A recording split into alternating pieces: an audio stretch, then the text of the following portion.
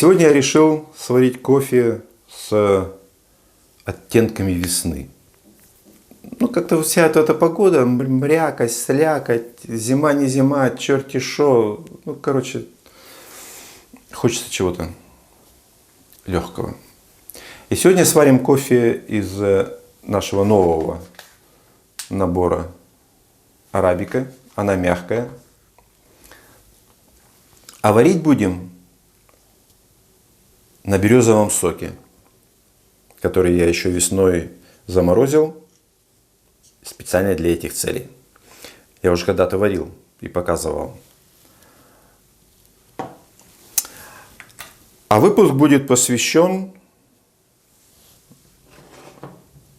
моему старому другу Алексею Бреусу, с которым совершенно недавно мы встречались в Киеве и имели очень длительную и хорошую беседу. Этот выпуск будет предвещать остальное его интервью. А здесь я хотел бы вас познакомить с его статьей. Наверное, мало кто знает, что Алексей после окончания своей работы на Чернобыльской АЭС, когда его вывели по состоянию здоровья, так скажем, он в 1988 году поступил в университет имени Шевченко и закончил факультет прессы. То есть он стал профессиональным журналистом. Очень разносторонняя личность. Мало того, что классный технарь, закончивший в 1982 году, а то я что-то увлекся. В 1982 году Алексей закончил Московский государственный технический университет имени Бауна. Это он сейчас так называется. Кстати, его же, только под другим названием, Московский...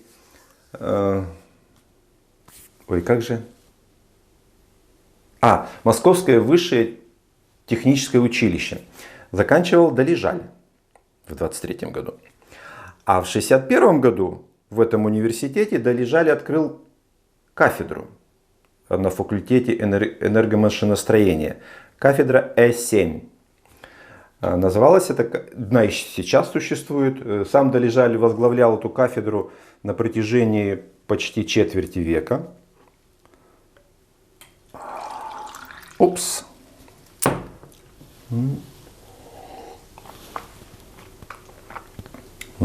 Березовый сок. Так вот, он возглавлял эту кафедру на протяжении почти четверти века. Преподавали там доктора и научные сотрудники института Никеет, который возглавлял Далижаль, и который, собственно говоря, придумал и подарил, в кавычках, миру РБМК. Так вот, Алексей в 1982 году закончил эту самую кафедру ядерные реакторы и установки. То есть он, без ложной скромности, можно сказать, конструктор. То есть они на этой кафедре готовили конструкторов ядерных реакторов. И поэтому к предстоящему интервью, я думаю, стоит всем прислушаться, потому что это слова на самом деле грамотного человека и умного. Так вот, он технический грамотный человек, он очень творческая личность, журналистика это подтверждает, и он еще увлекся живописью. Это вообще что-то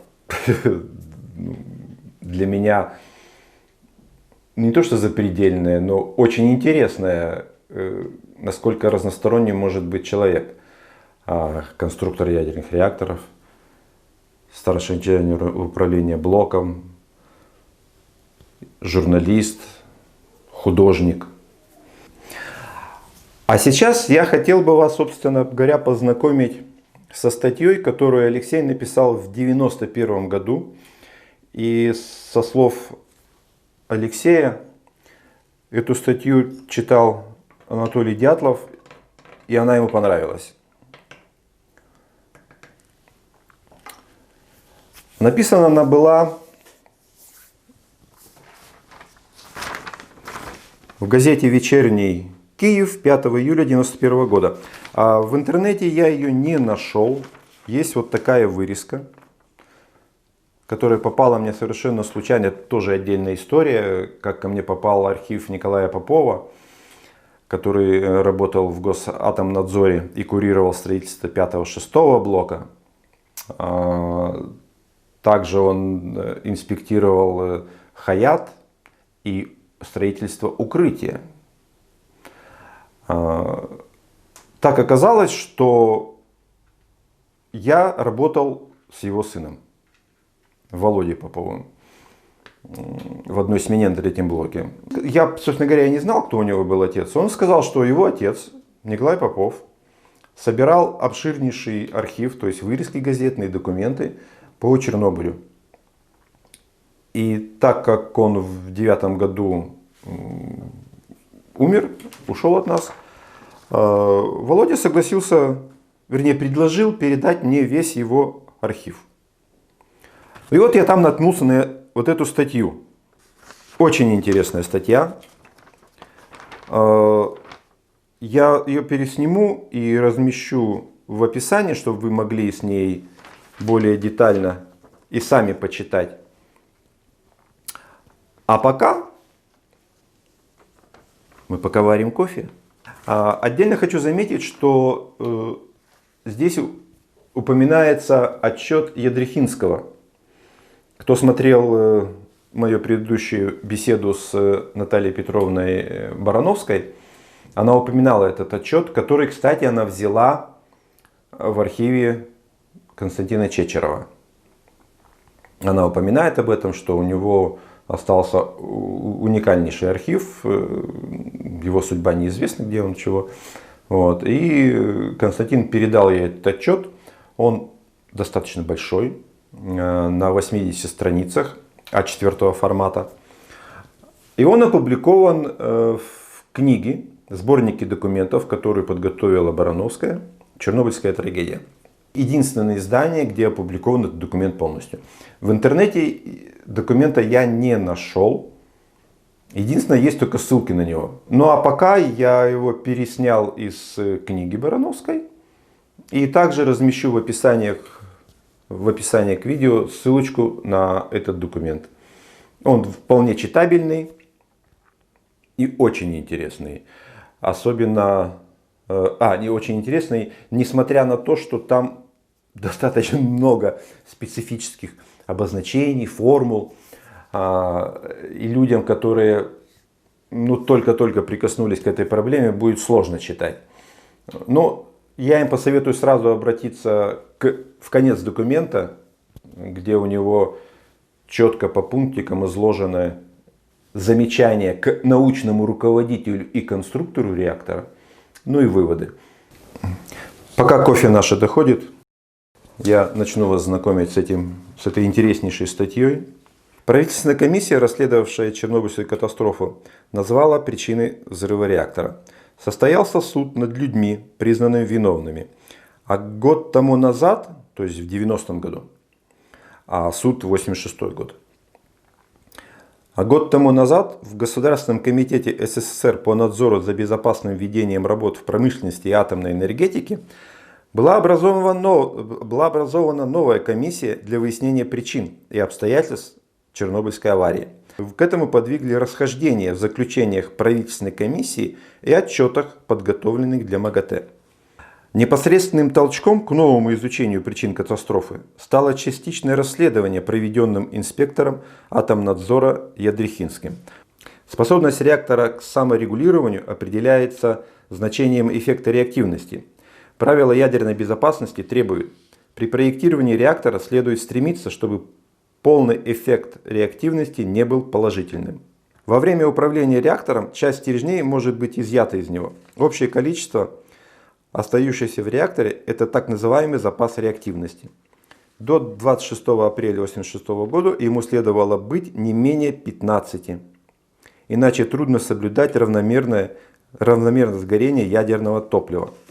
Так считалось до взрыва. В действительности же это было намного опаснее, поскольку в случае гашения реактора, то есть сброса в него чрезвычайно большого количества вынутых из него стержней, цепная реакция не приостанавливается, а наоборот резко усиливается.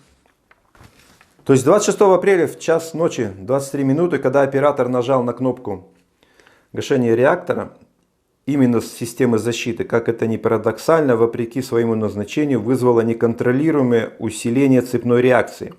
Это резко увеличило образование пара и благодаря паровому эффекту реактивности привело к разгону реактора или к его взрыву. Напомню, это писалось в 1991 году. Недостатки реактора сделали аварийные ситуации скорее неминуемыми и уж ни в коем случае не исключительными вследствие маловероятного совпадения нарушения персоналом порядка и режима эксплуатации. Опс, а вот и наше кофе.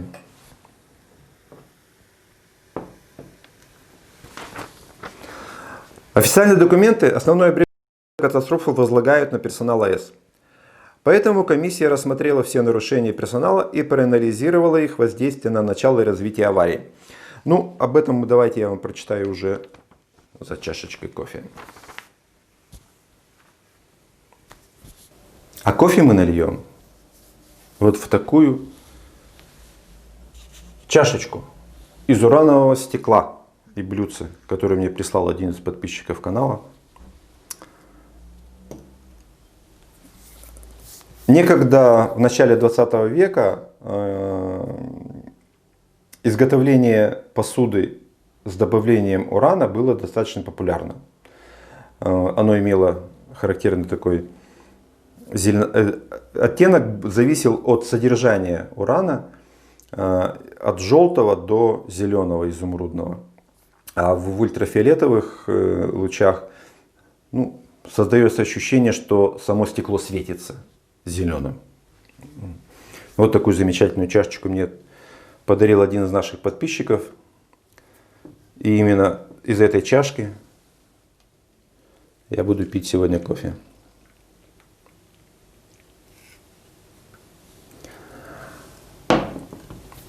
А чтобы придать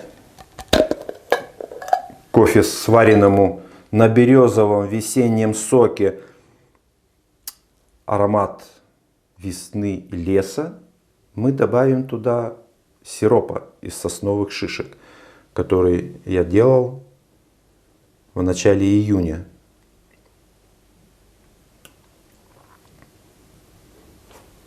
Об этом есть отдельное видео, поэтому я сейчас ничего говорить об этом не буду.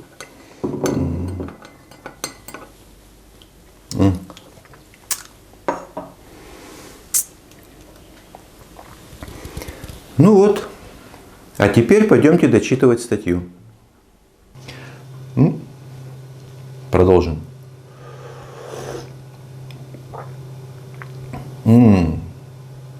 Кофе на березовом соке с сиропом из сосновых шишек и в чашке с уранового стекла. Это необычайно вкусно.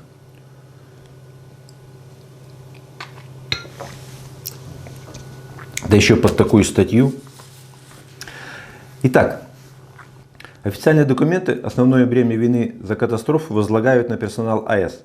Поэтому комиссия рассмотрела все нарушения персонала и проанализировала их воздействие на начало и развитие аварии.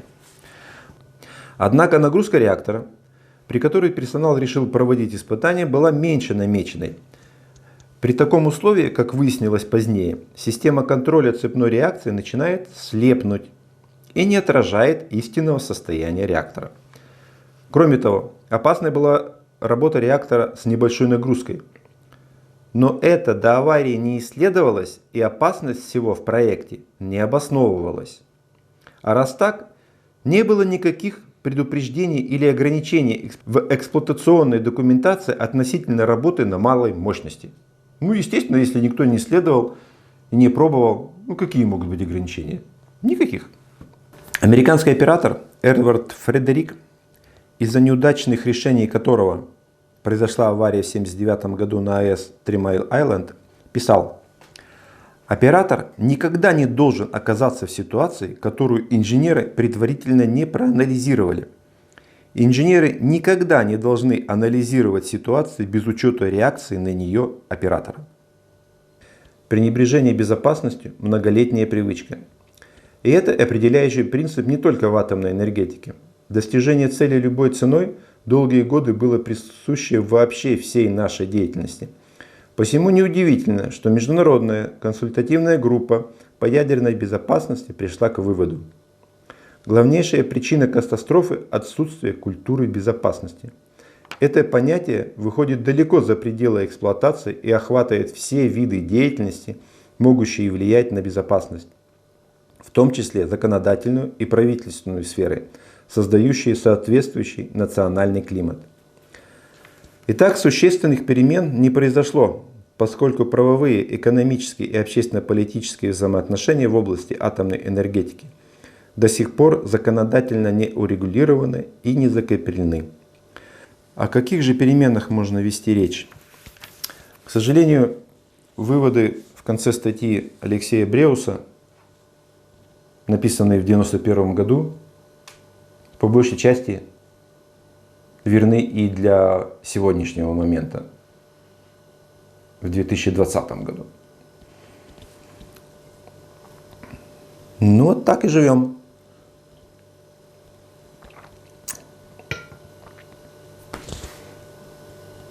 Будем жить и ждите, скоро будет большая беседа с Алексеем Бреусом.